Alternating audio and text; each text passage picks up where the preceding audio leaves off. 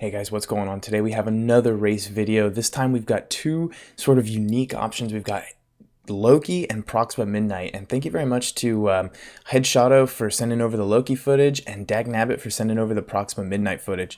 The reason these are two super unique options is not only because they're not classic labyrinth killers, but they're both doing some extreme form of damage via their abilities. Let me scoot over a little bit.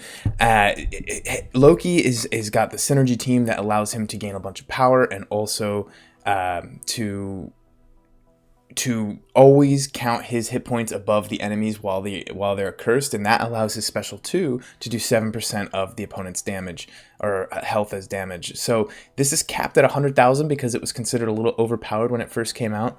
So now it does 100,000 damage every special 2, and Loki is consistently gaining power via, I believe it's a Thor Ragnarok synergy, until 2 bars of power. It could be a different synergy though. I know he's got a bunch. He's basically got, you know, the Thor, the Hela, the Hulk, all those people on the team to make this work.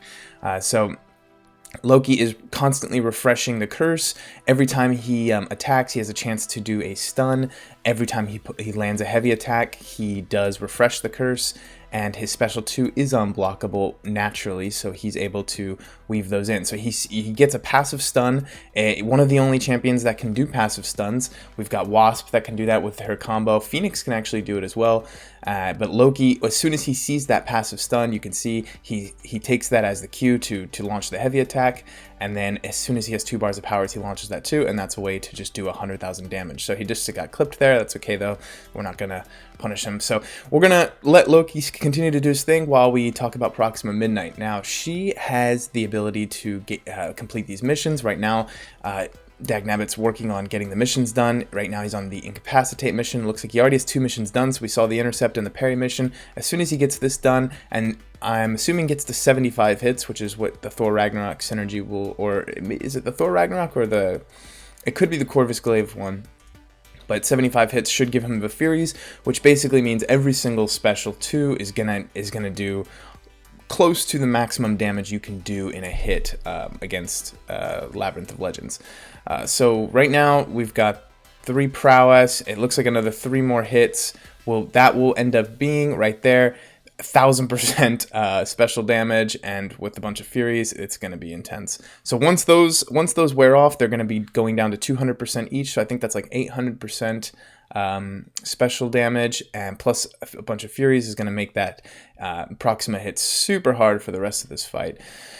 So I'm kind of curious to see. I wonder because a special 1 takes 2 bars of power and it has 1 bar of power and it has 2 hits, and I think the special 2 has 4 hits. So I think the special 2 is obviously the way to go. The special 3 is not the way to go in Labyrinth. The damage cap of 50,000 is going to hurt you.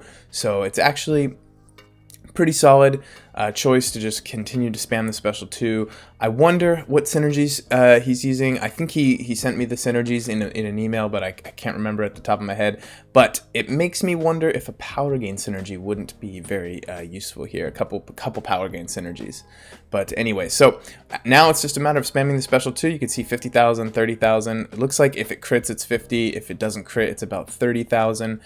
Loki is continually refreshing the curse, putting in 100,000 damage special 2s, and actually look at that, he found a way to punish Star-Lord's special 1 with a heavy. There's enough time while Star-Lord's recovering to get in a heavy attack, and he just constantly refreshes the curse and then launches a special 2 when he's available. This is really interesting gameplay.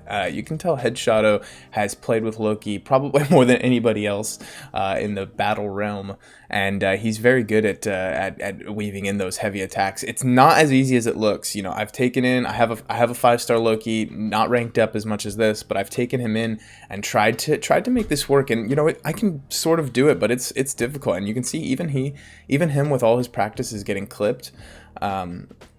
Not the end of the world when you're 565, but say you're a 550, you're definitely going to die in a few hits in Labyrinth. So that's kind of where practicing, you sort of think, oh man, this is kind of hard. I don't know if I want to rank up my Loki, just because I'm going to die so much. But once you're at 565 and you have that health pool and you're able to take a few hits, God, the damage is incredible. Imagine, 100,000 damage.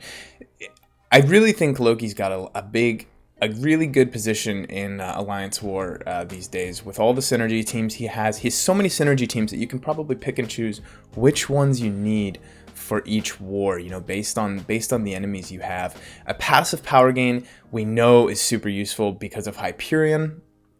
Hyperion is one of the best champions in the game, and it's mostly because of that passive power gain. Now, if you put in Loki with 2 bars of power going up, eventually, if you just spam special 2s, he's going to be over their hit points, and he's going to start doing that 7% bonus damage, and that's pretty crazy. I'm guessing a 565 has about 30,000 hit points, maybe a little less. And so once you get your enemy below that, you're going to be doing some pretty intense damage. So Loki's clearly in the lead right now. Proxima is slow but steady at the moment. I mean, she's doing if there was no damage cap, we all know who would be winning this fight. I mean, Proxima Midnight should be doing, I think, about on those crits, if they're 26k. Should be doing at least 75k per hit, probably more. Maybe even 100k per hit if they were critting correctly. So, you know, she'd be in the lead if they didn't have the damage cap, but this is, she doesn't have a very good block proficiency, so that's kind of why she's starting to take all that chip damage. But all in all, with the stun on the special 2, even with Limber, you know, I just noticed that the Limber's kicked in a long time ago, probably from all the parry missions. So, in my opinion, you know, Proxima, she's an option for Labyrinth, not the best option. I think this permanent true accuracy that she has is preventing Labyrinth evade. Let's just focus on her for a little bit longer and see if the Star-Lord ends up evading. It's kind of hard to tell, but if you guys do see it while you're watching this video, call it out, because I haven't seen the evade yet. I think it might prevent it. It's really unclear what prevents Labyrinth evade and what doesn't, because I've seen a lot of things that should prevent the evade not prevent it, like ability accuracy reduction. I feel like I've seen True Strike not prevent it, but maybe I'm wrong there. I think Emma Frost's telepath form prevents it. But yeah, you know, it's kind of unclear, but I think someone will probably address that in the comments. Usually those are the types of questions people have the answers to. So anyway, Loki's getting down there in Assassin's range already. We've got the curse has fallen off. Oh, so there's some opportunity for improvement here by Loki. If the curse fell off, he needs to throw another special 3 to get the curse back on. He's working on that right now. Looks like he's going to throw that, get that perfect 20% damage. Loki's special 3 actually hits pretty hard. I want to see the number here. 9,000. That's not very much. I would have thought it was more than that. But okay, so he's refreshing the curse there. Gets that refresh. Got the stun, but wasn't able to capitalize on that stun. He needs to bait another special one. Bait that special one, Loki. Come on. Don't let that curse fall off. Oh no, the curse fell off again. He's got to reapply it. There's so much opportunity for some speed gains on this Headshotto. I think you can. Let's see, you're at 8 minutes now. I think you probably could have been done by now. So you would be around Sparky speed if you had a perfect fight. So close to Sparky speed, maybe not exactly that. So get that curse reapplied. Proxima's actually, she doesn't need to work with this curse. She just needs special 2. So working on that. If Loki made a few more mistakes, it's possible that she could catch up, but it doesn't look like it. He's got the curse now. He's got him trapped again. He's got that heavy working in with that passive stun. Another 100k, and Star-Lord throwing the special 2. He needs that stun right now. There, he got it. He can refresh that curse with the heavy attack. Bait the special 1. There he goes. And he's going in for another special 2.